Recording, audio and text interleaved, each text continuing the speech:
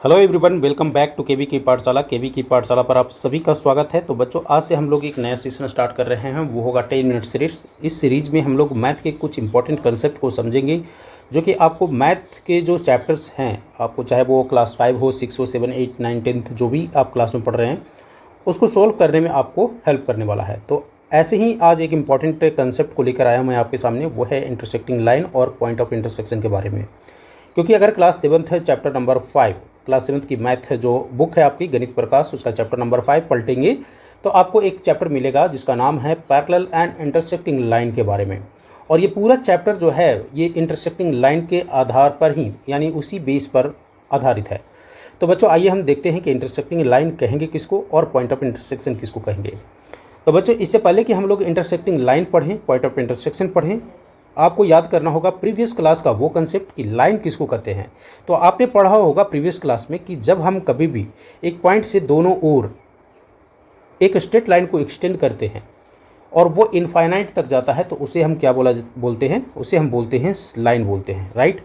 सो एक लाइन क्या होता है, एक स्ट्रेट लाइन होता है जिसको हम बियॉन्ड मतलब इनफाइनाइट तक एक्सटेंड कर सकते हैं इन द बोथ डायरेक्शन।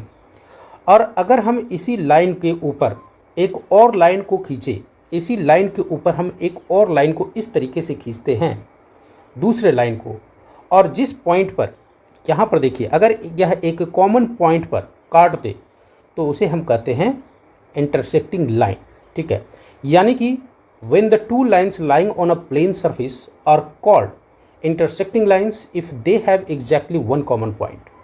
अगर दो लाइन को हम तभी इंटरसेक्टिंग लाइन कहेंगे जब इन दोनों का एक कॉमन पॉइंट होगा।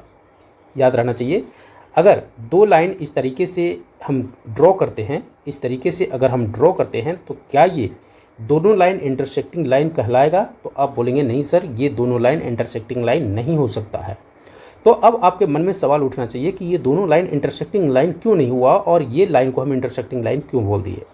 वो इसलिए बोल दिए कि यहाँ पर हमें कोई भी कॉमन पॉइंट नहीं नज़र आ रहा है जिस पर ये दोनों एक दूसरे को काट रहे हैं, यानी इंटरसेक्ट कर रहे हैं। इंटरसेक्ट करने का मतलब ही होता है बच्चों एक दूसरे को काटना, ठीक है, एक दूसरे पर एक कॉमन पॉइंट पर जाकर के मिल जाना, उसको हम बोलते हैं इंटरसेक्ट, ठीक है। तो ये तो पैरेलल लाइन का उदाहरण हुआ। लेकिन अगर हम इसके ऊपर ठीक जो इमेज है, इन्फोग्राफ जो दिया हुआ है हमें, उसकी अगर हम बात करें तो हमने देखा कि एक कॉमन पॉइंट है जिसे अगर हम नाम दे दें P, तो वहाँ पर जाकर के एक लाइन के ऊपर दूसरा लाइन जो है वो क्या हो रहा है, मिल रहा है, इंटरसेक्ट कर रहा है, काट रहा है। So two lines are called intersecting line if they have exactly one common point. आपको डिफाइन करना होगा तो आप इस तरीके से डिफाइन कर सकते हैं। मैं यहाँ लिख देता हूँ, if two lines have exactly one common point,